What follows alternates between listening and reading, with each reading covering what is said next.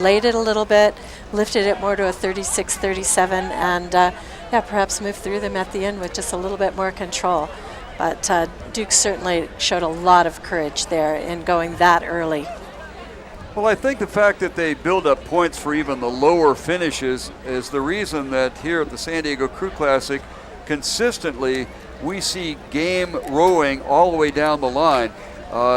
They will get into a bug tussle over fourth and fifth position with some frequency, and that kind of adds the pleasure to it, even though the first place boat really got out and was on the way quick and early. Chevrolet is here. Yes, you may drive, test drive a beautiful 2013 Chevrolet right here at the San Diego Crew Classic. Try out a 2013 Bolt, Cruise, or Traverse to receive a $5 voucher, good for Crew Classic concessions and the beer garden. So hop on over, check out the Chevrolet test drive booth. They are right at the main entrance there, just outside of it. And if you test drive a 2013 Chevrolet today, you'll receive a $5 voucher, good at the Crew Classic concessions and beer garden. Virginia, USC. I'm at the starting line now, UCLA, event number 16, Texas, women collegiate University 4 of plus San Diego, coxswain. San B Diego final, State. lane 1, University of Virginia. Lane 2, University of Southern California. Lane 3, UCLA. 4 is Texas. 5, University of San Diego. And in lane 6, San Diego State University. Crews are away from the start. And as we look across the fleet here, University of Virginia in lane 1 wants that lead, so does the University of Southern California.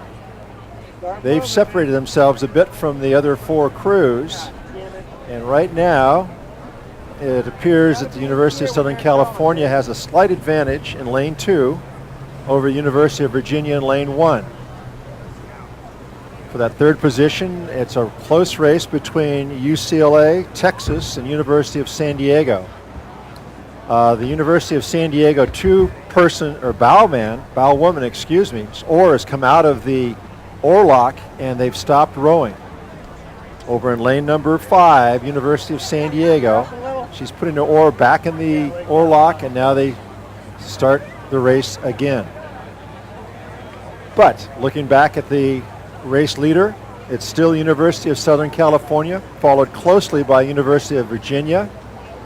Then UCLA is in that third position. Then the Longhorns from Texas in 4th. 5th is San Diego State, and the University of San Diego, now with that equipment repaired, is putting on a flurry to get back into this race. Crews are approaching the 500-meter mark. USC has taken their stroke rate down, leveraging that boat ahead, conserving a bit of energy as University of Virginia now calls for a 10 to come back on the leader. And they very well may be in the lead right now.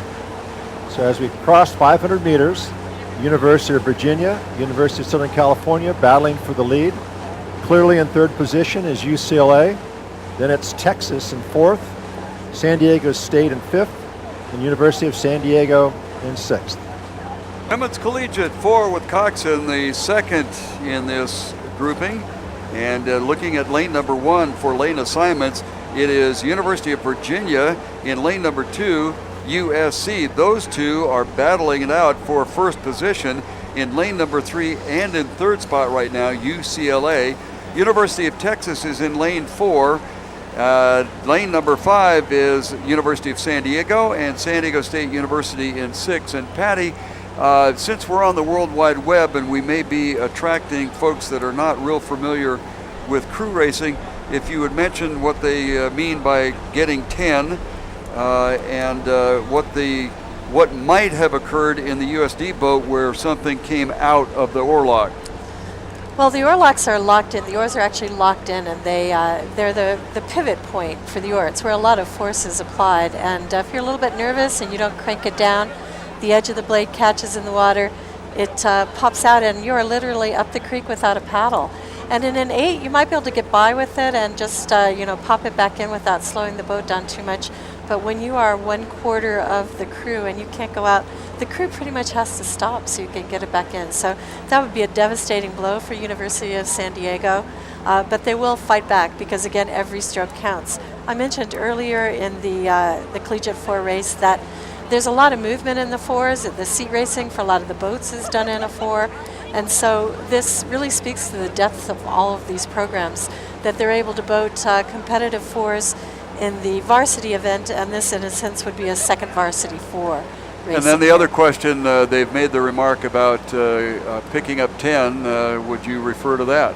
That's usually, the girls are really rowing, women are rowing full on throughout this, but the coxswains will call for a special push. They'll either give them a technical focus, getting the blade in, pushing it on with the legs. They talk a lot about driving through the legs of the primary movers. So they will ask for that little extra effort on that 10 to get it going or to get the rating lifted up. Thank you, Patty, and I apologize for folks who might be very much into rowing, but I'm going to assume, since we're on the internet and the World Wide Web, that we have attracted a few people that might be just watching this out of interest and not being aware of the rowing terminology. Once again, the Virginia crew and the USC crew are going nose to nose, and it looks like Virginia may have overtaken USC. SC had the early lead.